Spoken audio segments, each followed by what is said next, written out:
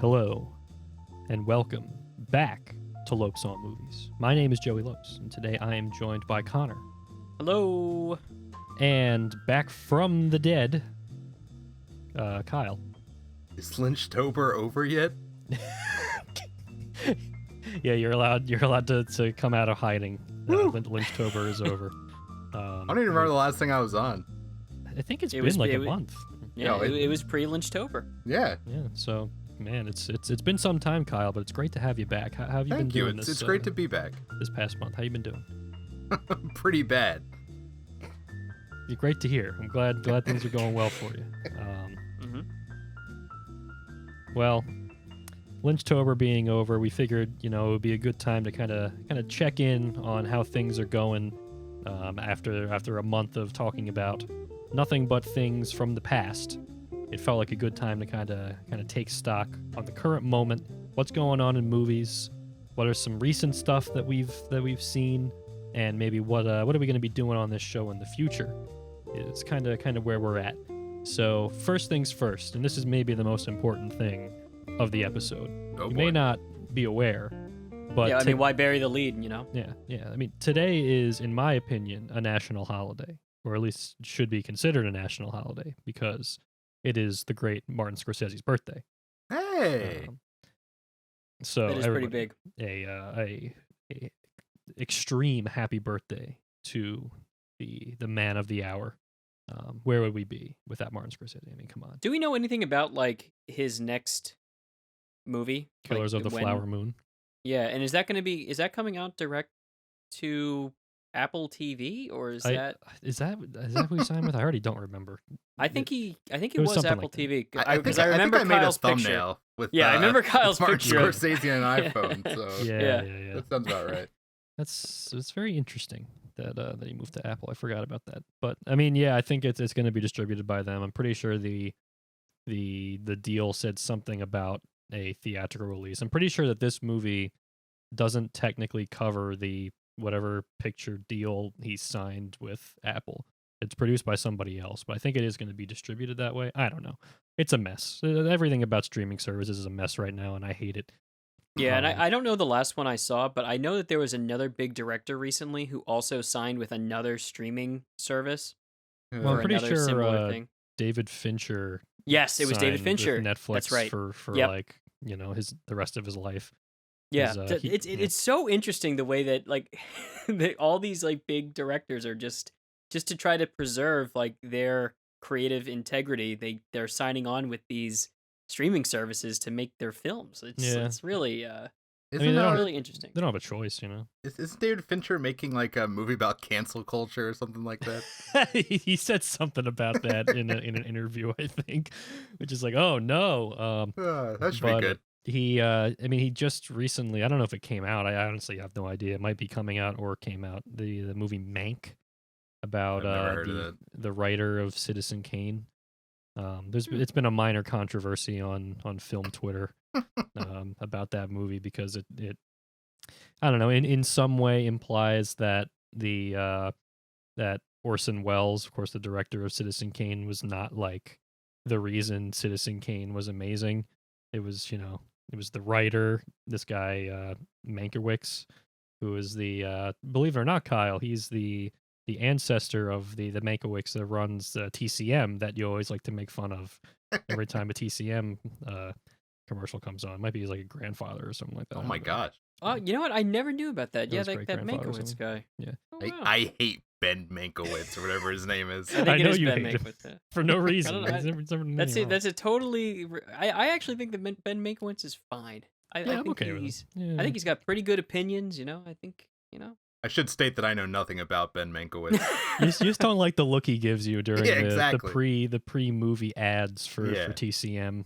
I mean, I do miss him, but I hate his guts.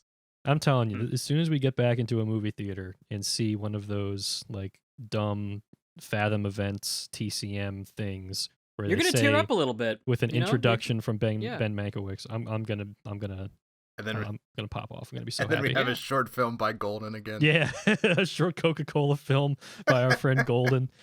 Oh man, you see when you watch, we used to go to the movie theater like every week almost when we were at the height of I guess at the height of both Movie Pass that year.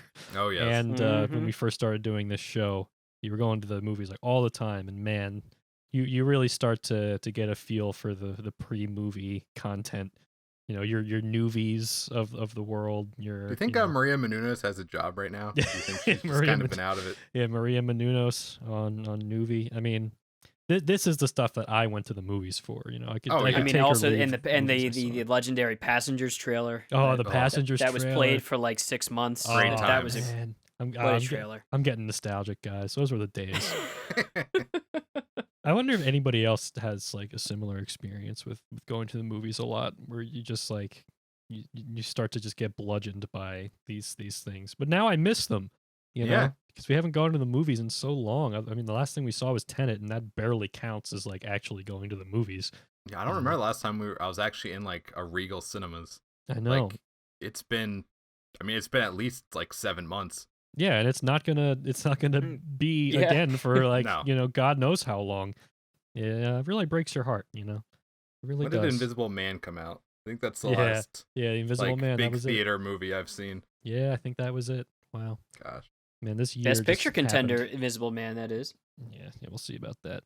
I think David Fincher wants to win for Mank. I think that's kind of the bit. I think because I guess that's kind of like an Oscar-y sort of movie. It's a biopic.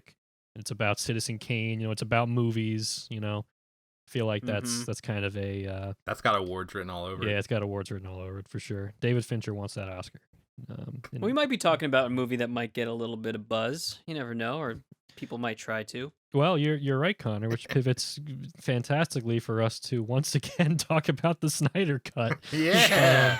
I gotta be honest, guys. I am 100% sick of talking about the Snyder Cut. We have put way too much of the time on this show into talking about the Zack Snyder Cut of Justice League.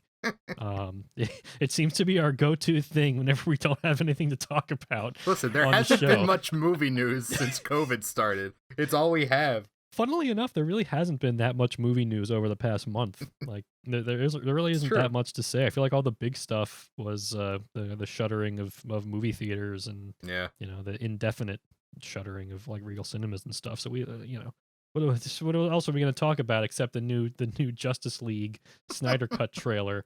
Which hallelujah, man. Oh, no. I mean, I don't know about you guys, but I think the new Steppenwolf design is brilliant. I think he was kind of spiky before, but now he's maybe like 90% more spiky. I think he might be too spiky, in my honest opinion. Well, it looks like if you like touched his armor, it would scratch you. It would definitely hurt. It would hurt. Yeah. It looks awful. I'm telling you guys. It looks really bad. Like when you look at like a before and after, it's like bad on the left and excruciatingly bad on the right.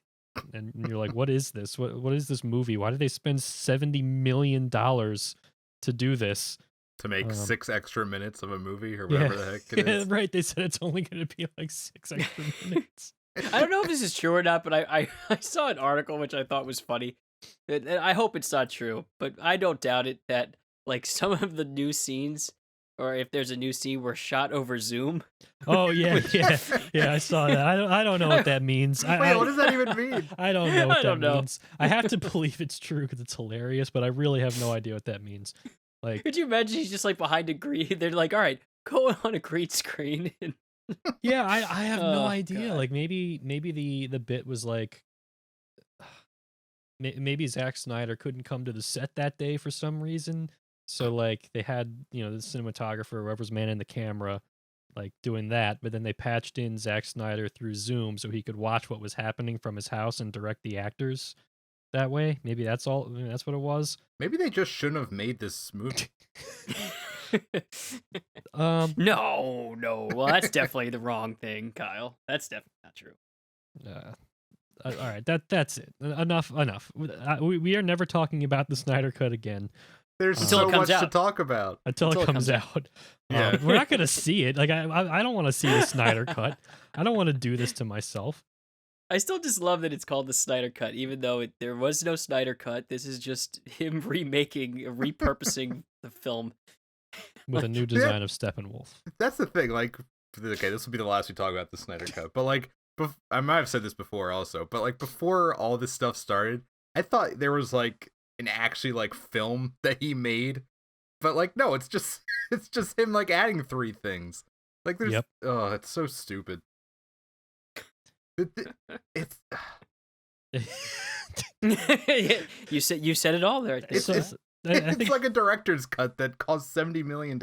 Yeah, exactly. Why is this a thing? Exactly. You know, it's like a DVD special feature. You know, director's cut. They add in a couple of deleted scenes. You know, but it costs $70 million. But they have to refilm the deleted scenes. Oh man. Yeah, exactly. I don't know, guys. It's a endless well of I don't know, comedy or just like fascinating. Oh, it's definitely funny. It's just a fascinating, like, you know, Hollywood money story where they just say like, yeah, here's $70 million to make Steppenwolf spikier. Like it's unbelievable what's happening out there. Everybody's lost their minds.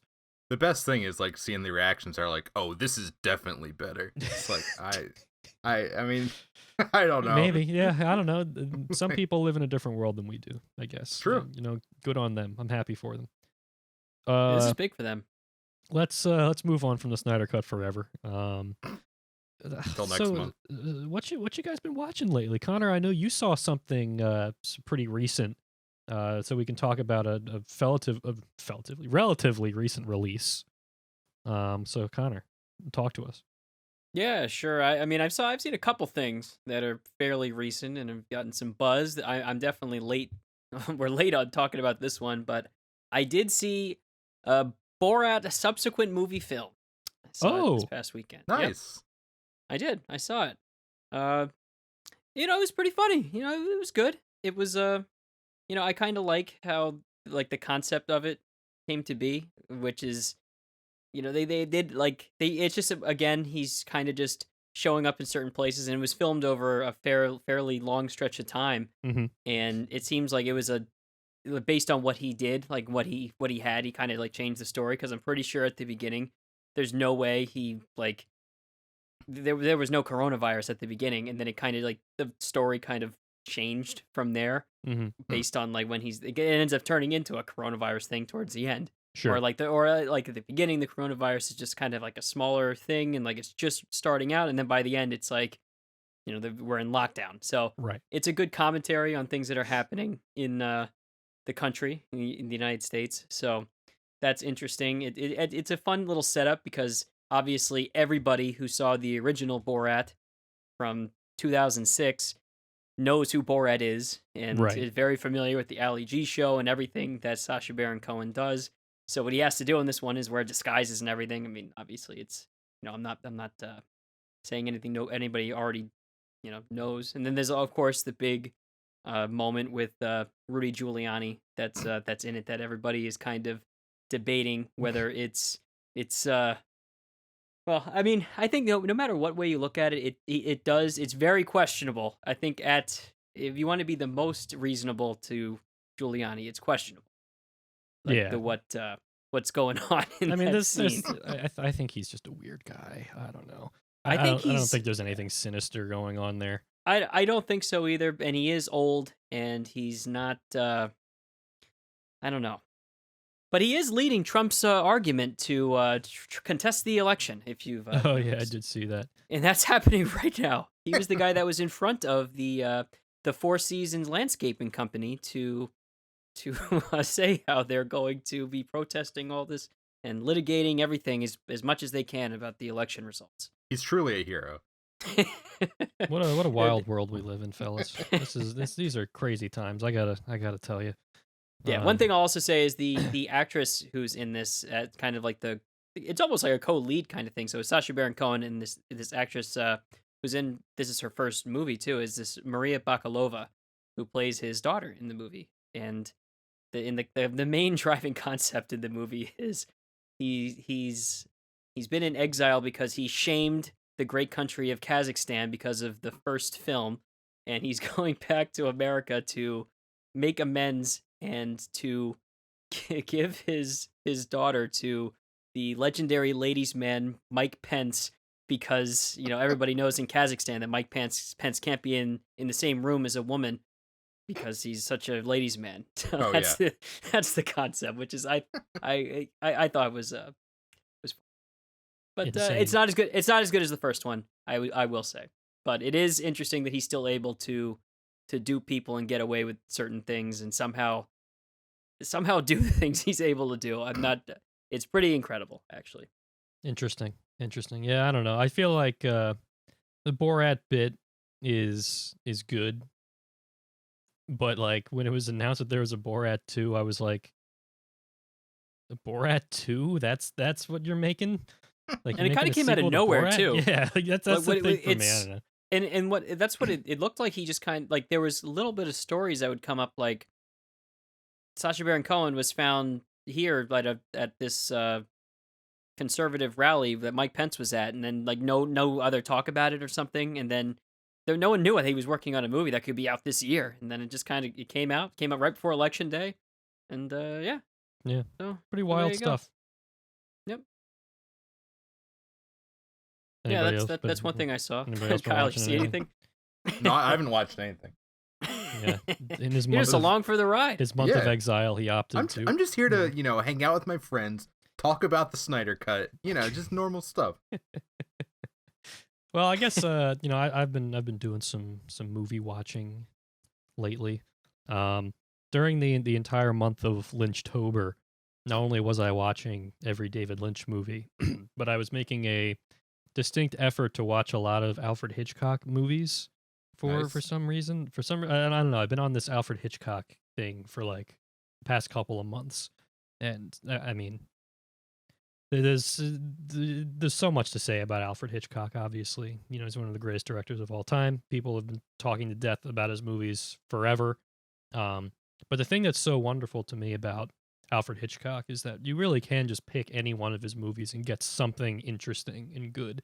And the guy made like over 50 movies, So I thought I had seen a decent amount of them, like going into, rewatching them. And I realized, I really haven't seen anything. This guy's filmography spans decades of incredible work. So I've been trying to kind of pick and choose some good ones. Me and Connor watched Rope recently, which is obviously one of those famous movies for its technical accomplishment. It was one of the first movies to experiment with the idea of like making it look like most of the whole movie was shot in one take. So I think that the next thing we might be doing on this show after this, I guess, and just moving into the new year, is maybe looking into some of those Alfred Hitchcock movies and talking about them a little bit. Just because I think there's such a wealth of great stuff in them and stuff to learn about movies from them, and it's just a lot of fun to watch. So you guys could have done Hitchcocktober. We could have. You're right. That would have sounded great. I mean, much better name. We could still call the month of December or whatever Hitchcocktober, and just everybody would be confused. But how about we just like cut off the and just watch Hitch? Oh yeah. Like the Will Smith movie? Yeah, let's just watch Hitch. Yeah. And Kevin James. Yeah, I was going to say, should I call that the Will Smith movie or the Kevin James movie? I think it's the Will Smith movie. Yeah, it's the Will Smith movie. But if you called it a Kevin James movie, I don't think anyone would argue with that. Nah, the Kevin James movie is Here Comes the Boom. Right, of course. That's the Kevin James movie. Yeah, absolutely. I'm totally down to start watching through the Hitchcock portfolio. Rope was great. I thought it was awesome. Like a lot of James Stewart is in so many of them. Cary Grant, it's just like iconic, like movie stars. It's just it's awesome. I even went back and watched the what Hitchcock would consider the first Hitchcock movie, which was like in the 1920s, like a silent film. And I don't have much experience with like silent feature films outside of like movie classes. I think a lot of people that have taken film classes might have seen like The Cabinet of Dr. Caligari, and this was like, if I'm gonna watch these Hitchcock movies, I might as well see where it all started, right? And it was really good. I think silent movies have something about them that people tend to take for granted these days, which is just pure visual storytelling. When you don't have dialogue, you have to figure out a way to communicate what's happening with the characters and what they're thinking and everything just purely through visuals, or else you're going to end up with like a million title cards of characters, talking and text coming up on screen. You don't want that. So there's some really inventive stuff in that movie for getting you inside the characters' heads, which is really like the whole bit of silent movies in general. So I would say that's a very accessible silent movie for anybody that's interested in checking out that era of movies. Obviously, it's a Hitchcock movie. Hitchcock never made anything that's you could consider boring, except maybe The Trouble with Harry. I saw that in the film I was class. just about to say that. Yeah, I'm sure you were. Yeah, The Trouble with Harry is a weird movie, but maybe we'll get to that a little later. Yep, totally down. So, what do you want to go with some other? I've seen some more. Yeah, what else have you been watching? Into that. All right. I just had to take a sip. All right, I also watched the movie. I turned on the Netflix. I gotta catch up on the Netflix, and there's a big documentary that's making some noise right now, and it's called The Social Dilemma. Oh yeah, I've heard of this. Yeah, it came out like last month. It's about the dangers of social media and how much being on social media is like targeted ads and then all sorts of ways that you're being influenced and your data is being sent all over the place. For people who aren't aware of that this happens, it's I'm pretty sure it's a pretty big shock to them. Yeah, I don't know. But, I've heard of it, and I remember when it came out. Like I was around that time, before I knew that the documentary existed, I was seeing a lot of like people on my Facebook feed being like, "I'm deleting Facebook. If you want to talk to me, here's my cell phone number." I was like, "Oh, what is the catalyst of this? I wonder." And then I learned that there is this movie, The Social Dilemma, that came out, and the impression I'm getting from it is that it says things that are not false, but it's also like the end of the world is coming. Get into a bunker. It's all over. Facebook's gonna kill us all.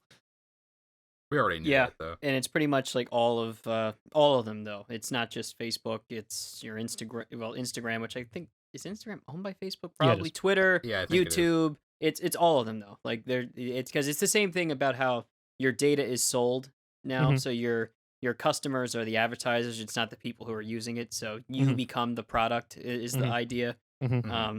Which is kind of a it's tough to hear that. Yeah, no, I think it's a worthwhile if you're not ready for that. But it just goes back to the same thing that we kind of talk about on this show too, is that you shouldn't be on your phone all the time, especially when you're watching a movie or something like that. There's certain things you don't need to be like on your phone with. If it's about control. You don't need to. Too much of anything is a bad thing. What are you gonna say, Kyle? This is gonna be big. I'm pretty sure this is gonna be big. All right. Listen. What is it? If The Irishman wasn't so long, I wouldn't have to be on my phone the whole time. There it is. There it is. I knew it was going there. It's about the 1 year anniversary of The Irishman. Believe it or not. Not only is it Martin Scorsese's birthday, but it's we're coming up on that. I got my Criterion Blu-ray of The Irishman coming this month. I'm very excited. If you ever want to watch that, let me know and I'll come over and watch it with you. Yeah, that'll be the day. Yeah, I think the those kinds of like the world is ending documentaries are obviously a very entertaining thing, and things that make people think about these things, and I guess that's a good thing. I think it's better than not thinking about it. I guess. I feel like maybe it's just because I'm on the internet way too much, but all this stuff is like one of the things that you just kind of know, and being aware of it is half the battle. So if you're not aware of it, accepted it. Yeah, I mean, if you're not aware of it already, then it's important to become aware of it. But I'm always a little skeptical of like the tone of these sorts of things. The one thing that I can also say in the documentary is the like reenactment scenes are excruciatingly corny and dumb. Oh yeah, and take you out of it right away. But the lead kid, his name is, I just looked it up because I had to be sure I was right about this before I said it. Skylar Gisando, which he might have been in some other movies. It looks like he was in this movie Vacation, which was the great Ed Helms film. Hey! But I remember him immediately, his face from when he played young Sean from Psych. Whenever they would do flashbacks at Psych, remember that? I was like, this kid looks familiar. This is young Sean, isn't it? And yes, I could confirm that that is the case. That's great. That is so you crazy. can see young Sean if you were a fan of Psych and you liked young Sean. This has nothing to do with that. Yeah, I feel like Psych is one of those shows that like everybody forgets existed. You know, Wonder Something too. They came out with a movie this year, like a sequel movie. Oh, that's right. This year, which I didn't see. Yeah, that happened. I seem to remember that a movie did happen, but I it happened. Can't remember that was this year. That's kind of weird. It happened, and I totally forgot to watch it. I think I wanted to, but I mean, I stopped watching Psych after like season 4. So oh yeah, I'm pretty sure that's where stuff. That's the time. I think that's where it fell apart. Yeah. Also, no, like the USA shows, like you can immediately tell when to stop watching them based on when they switched from shooting on 16mm film to digital cameras. Yep. The instant like difference in quality of the shows perfectly mirrored the difference in quality of the camera image. It was. They also changed the way that they changed the way they did the stories too and everything. It almost it's almost like they like really like they got a whole new writing staff or a whole new. Well, the whole bit was like they were recognizing that there was this big push on to the serialized prestige TV thing, with like your hour-long dramas that tell a continuing story. And all the USA shows from back in the day were about the episode, right? They were all episodic. They were all about the single like monster of the week format. Mm-hmm. And they basically were like, oh man, we got to pivot because this is getting stale, or else our shows are gonna fall by the wayside. And as a consequence, all the shows just got dumb. Because like it would have been, but they could have been unique because now there's none of that. Oh yeah, and it's a shame. Like, it would have been cool. Yeah, if they just stayed the course. Like USA had that whole breezy summer show thing going on, and it was a wonderful thing. And then they just became like everybody else with like Mr. Robot and and things like that. I don't even know what USA Network does now. I don't know what any TV network does now. I'm going to be honest with you. They still even exist anymore? I have no idea. I can't remember the last time I turned on cable. You're missing out. I don't think I am. I'm thrilled to have cut TV out of my life for the most part. It's been a wonderful thing. Going back and watching old movies is a much better use of your time than watching whatever dumb thing on Netflix is trending at the moment. One thing that was trending on Netflix that I also watched, which I just saw it was on there, and they put it on recently, I guess, was Moneyball. Yeah. The movie about Billy Beane and the Oakland A's. Brad Pitt played Billy Beane, about how they constructed a team from basically analytics and stats and finding like unwanted players and putting them together where other teams didn't see like the value in them. They found the value and they created a team that could compete. And it was really good. And that's how all baseball kind of is now. It's a great movie. It's fun. And the other thing that's pretty cool is, Kyle, you're not going to like this. But the guy who wrote Moneyball is the same guy who wrote The Irishman. So Steve Zalian did. Yeah. So I don't know. I guess or maybe you would like that. I don't know, Kyle. You seem to like Moneyball. Maybe you would like The Irishman. Who knows? One thing that I'll always find weird is that my dad didn't like Moneyball, and I'll never understand why. Your dad didn't like Moneyball? No. Why not? He's one of those old school baseball guys. He's exactly. No, I know. We left the theater, and he was just like, "Yeah, that was okay." It's like, that's too bad. Okay, that's fine. I liked it. Do you. All right, that's it. We're done. This has been a great episode. We'll see you all next week, maybe with some Hitchcock reviews, maybe or maybe more Justice League news. There may be more Snyder Cut news. I mean, there is a disproportionate amount of episodes of this show talk about the Snyder Cut. Maybe we should, stick to our brand. This is definitely year of the Snyder Cut. God, how depressing. Have a good morning, everybody. Bye.